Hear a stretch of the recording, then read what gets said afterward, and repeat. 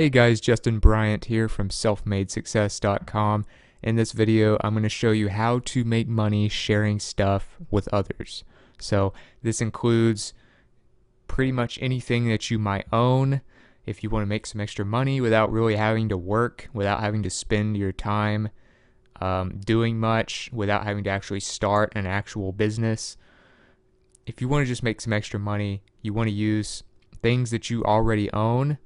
I'm going to show you a few different ways that you can do that. So the first is with Airbnb. And Airbnb allows you to book homes and different places in cities where you actually get to experience what it's like to live there instead of just staying in a hotel room. So this has been a big trend lately. People are getting to the point where they want an actual experience and they want to actually get a unique vacation from being in a unique home that is in the area they want to be in. So whether it's part of a home, maybe it's a section of someone's house, whether it's the entire place, the entire condo, the entire house, the entire apartment, you can actually lease out your place for a night or two at a time or even more and make extra money from it. So if you're not going to be home, you could even maybe have people stay at your place when you're on vacation or when you're going to visit relatives, or if you just want to go do something, or if you want to host people. Maybe you actually like meeting new people. You can host them, and let's say you have a mother-in-law quarters or a pool house or something in your house where guests can stay comfortably. You can lease that out to people through Airbnb, and it gives them more of an experience of the city, like someone who lives there for a few days instead of just staying in a hotel room where pretty much every hotel room looks the same anyway. So what you can do is kind of go on Airbnb.com, look at the different places that are offered, look at different experiences, kind of get an idea of what a good listing looks like. These are a few right here: 5 bedrooms, 1 bedroom. Some of these are apartments, some of these are actual like mansions. So you can go to all kinds of different places, and they're actually furnished, and they're where people live. So there's pretty much whatever you want to do is already there, and it's a much more unique experience. So what you can do, you can either host extra space, like I said, guest house, pool house, mother-in-law quarters, things like that can be great. Or even just a few rooms in your house. You can host for your neighborhood. You can host unique experiences where they just stay in your house, or you can take them on little tours and things like that. Instead of just kind of letting them do their own thing, you can kind of show them around the place you live, show them around the city, find cool stuff for y'all to do, and that's just a way that you can make money from your home. So if you want to kind of get involved with Airbnb, there's a great beginner's guide here on learnairbnb.com. This entire site is basically dedicated to Airbnb. So you can learn all about this from this beginner's guide, and it'll show you a lot about how to get into hosting, what you need to look at before you do it, downfalls and upsides of doing it, what kind of expectations you should have, how you need to prepare your home, whether or not you need to get your landlord's permission. If you are renting, obviously you want to do that. It's just a kind of helpful tip so you don't get yourself in trouble. You need to find the right customers. You might not just want anybody to stay where you live. Of course, this is your home. You want to have a good listing. You can look at some of the listings on their page. There's all kinds of stuff on here, whether it's experiences or homes, etc. But you also want to just get a quality listing if you want to make more money and get it done right. You want to protect your identity, protect your valuables and things like that as well. So you can just kind of go through this. I'll have a link to this page for you. Um, and if you want an alternative, there's another one called HomeAway, and you can go to homeaway.com. If you're looking just for an alternative and want to see what else is out there besides Airbnb, you can rent all kinds of different places that are actual like houses and cabins, and book those instead of just little hotel rooms. So you can also list your property up here and go through the steps to do that. It's similar to Airbnb. Number 2 is Turo. So Turo allows you to lease your car out to people for, small amounts of time, and you can do it per day. That's typically how people do it, is pretty much by the day. Instead of people renting from Enterprise or National Car Rental or all these other places, you can rent cars from actual people. And if you have multiple cars and you don't really need to drive yours all the time, or if you work from home and don't actually have to commute every day, this could be a great way to earn some extra money, quite a bit actually, hundreds of dollars per day, depending on what car you have and where you live. And it can give people a unique car, maybe something they wouldn't find at a rental car place, and it saves them money and it makes you money. So it makes everything a lot more efficient with renting cars. So Turo.com for that. If you want to kind of see how it works, whether you're into renting a car or listing your car, in this case we're trying to make money listing the car. So you would just list it. You have a free listing that you can do. You describe it, do some photos, of course. You want to make it look nice. I recommend you kind of sign up as a car renter as well, just to kind of get an idea of what good listings look like, and which ones attract you. That will give you an idea of what to do. You respond to requests. They have an app for Apple and Android devices, so it works that way. You can use the app to respond to requests and accept or decline people. You can meet them first if you want, and you make quite a bit of money by just having them pay whatever it is that you require per day or per hour to let them use your car. And then they pick it up and you can just kind of let them use it for a while. So as far as eligibility goes, obviously there's a lot of things you need to keep in mind when loaning your car to people. So you need to think about insurance. You need to be at least 21 years of age. You need to be in the United States or Canada as of right now. That's the only two countries they really are in. You can hold a non-US or non-Canada driver's license, but you need to be at least 25 to do that. You need to have a passport, photograph of your license, and all of that, just for additional verification. You need to have a mobile phone, of course, because text messaging and the apps are how you make deals with people. And of course, you have to have an account with Turo and everything. So if you want to find an alternative to Turo, there's one called getaround.com. So that will also allow you to rent your car out and make listings. It kind of looks more like a little social media profile, I would say. You can also make money by referring your friends, but they also have an app for iPhones and Android devices. So it's free, and you can make money from that as well. Very similar to Turo.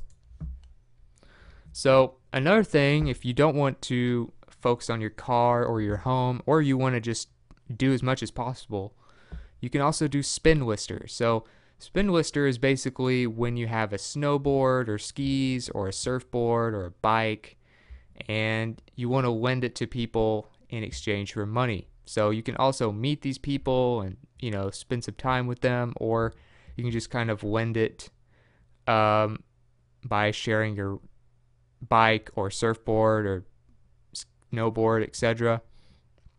You can make up to about $500 per month. As you can see on the site, you can just easily list your ride by clicking one of these buttons. And as far as how it works, you book a ride and pay for it. After you found the ride that you want to look at, you can list it. You look around where the ride is located. Maybe it's closer to you. If you live in a big city, this is especially good. And then you just get the ride, use it, get it back from them. They have theft protection, damage protection, and all of that just in case. So they cover pretty much all your needs. And it's pretty straightforward. So I'll also have a link to the frequently asked questions page. And they do take a 17.5% cut of your listing fee. So basically, if you charge a certain amount of money per day, they take 17.5%. So instead of you just paying the listing fee, they just take a percentage of whatever it costs. Just things like that. So you can rent kind of when you want to rent. They have policies in place if it's stolen or dented or something while it's being used. They have all kinds of insurance, and they have users in over 100 countries now. So if you're in another country besides, say, the US, you can use Spinlisters. So check that out in your country. You can't accept cash. This is all by credit card. So just a few things like that will help you kind of get an idea of whether you should do it or not. But it's, like I said, it's bikes, just kind of smaller forms of transportation. Number 4, neighbor goods. So this basically covers anything that I haven't mentioned yet, which is, tools, ladders, cooking ware, stuff like that. You can lend to people. And it's usually people in your neighborhood. It's very close by. And it's just a way to help your neighbors, and then your neighbors can pay you a little money. Or you could even trade. So if you want to trade a ladder for the day for a vacuum cleaner or something with one of your neighbors, you can do that. Or you can make a little extra money from it, depending on what you want to do. You would go just to neighborgoods.net and check that out. I'll have a link to all these pages for you. But it's local, so you can literally just walk down the street, find somebody, lend something to them, and get paid to do it. And all you have to do is just own the stuff you're lending, and maybe make a little profile and log in with neighbor goods. So this is the FAQ page, and I'll have a link to this page for you. It covers pretty much everything that you need to know. What should you add to your inventory? So you can, like I said, sporting equipment, chairs, power tools, ladders, cooking ware, vacuums, mops, whatever, stuff like that people would typically do like chores and little projects with. They'll tell you kind of what gets borrowed the most frequently, how safe it is, just different things like that. You can create groups of people that you may trust the most. And they have this thing called the panic button for conflict resolution if there's something that goes wrong or if you get in an argument about stuff. So there's different things that you can look over here. It's pretty straightforward. You're basically just trading or making a little money from lending out your stuff to neighbors. Number 5 is lending club. So lending club basically allows you to just lend your money, and you can get a return on it. In fact, they actually claim that you can get a much bigger return than you can from, say, the stock market. And it's pretty much an entirely hands-off approach. So it's peer-to-peer lending, meaning you are the lender, you're acting as a bank, and you are lending money to people who need to borrow money. So instead of you going to a bank to get a loan, people might go to lending club, where people like you would be the investors. So it's all diversified. It's not like you're just doing one-on-one type stuff. It's not like you're just lending money to one person and then you're the only investor. It's not like that. It's actually like diversified. You have a lot of borrowers. You have a lot of investors. You get a good return on your money. It's all insured and everything through Lending Club. The Lending Club does the background checks and all of that for you. So it's pretty much an easy way to invest your money that you just have lying around with your savings account that's not going to be making you any interest anyway. So it's a way for you to invest your money without having to go through too many hoops or worrying about the stock market and things like that. So if you want to know more about how it works, of course, they cover that on their website. You can look at what it's like to be a borrower or what it's like to be an investor. Some of the benefits here you can see. It's an easier online application, lower fixed rates. You have a fixed monthly payment. You don't have a lot of hidden fees and things like that from banks. Some people just don't like dealing with banks, and a lot of times you have to jump through more hoops to deal with a bank, more paperwork, more background checks, more credit checks. You have solid returns. They claim that you can get around 5 to 7 or so percent, which is very good. It's more than usually you will get from index funds with the stock market. Of course, depending on what year it is or what's going on in your country. But in many cases, 5 to 7% is extremely good, whereas you might get 2 to 3% a year from stock returns. Monthly cash flow, of course, makes you some extra money off of money that wouldn't be making you anything otherwise. It would just be sitting in your account most likely. It's a more simplified way to do things. It's diversified across many loans, so you don't have to just depend on one person and have a lot of pressure over that. And they also have retirement accounts available now, so that's kind of cool. So this is kind of the more frequently asked questions area of the site, and they have a page here that lists all the requirements for becoming an investor. So you might want to read through that. I don't want to read the entire thing to you in this video. It might take a while, but you can kind of get the idea of whether you're financially suitable to do this. You need to be at least 18 years old. You need to have a social security number ready. Obviously, they have to verify your identity and everything for this, and you have to be the right age. You have to have enough money to do it. You can invest as little as $25 in any loan, and it can be diversified across as many as 100 notes. So that allows you to really minimize your downside and maximize your upside. Like I said, 5 to 7% is really good. There's different account types. They even have 401ks and IRAs now for retirement, if you want to do that. If you're not really wanting to do your retirement through stocks or managed funds and things like that. And they're pretty flexible. So it's kind of a more simplified way of just lending money and diversifying, getting a little more back, helping people that need the money more, and this way you're kind of bypassing the banks. So Lending Club, definitely something I recommend if you want to just kind of make some passive income. Also, if you want to check out one of their competitors, one of their top competitors is called Prosper. You can go to prosper.com, and they allow it to easily check for rates, and you can invest or borrow here, of course, and it allows you to do a lot of the same things that Lending Club does, so you might compare those.